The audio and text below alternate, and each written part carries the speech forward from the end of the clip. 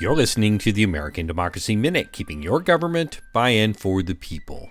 You may have heard references to the Purcell principle in news reports. What started out as a U.S. Supreme Court opinion to minimize confusion and disruption close to an election may now be a partisan voter suppression tactic. 5 weeks before the 2006 midterms, a federal court stayed an Arizona voter ID proof of citizenship law intended to suppress Native American voters. The Supreme Court took the case on an emergency basis, the so-called shadow docket, and overturned Purcell versus Gonzalez, citing confusion for voters and election workers if changes were implemented too close to the election.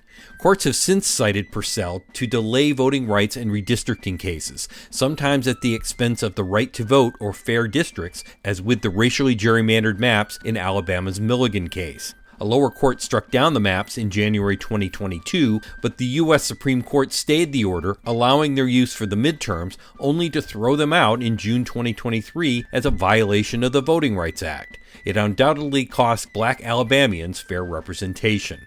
A similar scenario may be unfolding in Louisiana, where fair congressional maps were struck down with the 2024 election just 6 months away.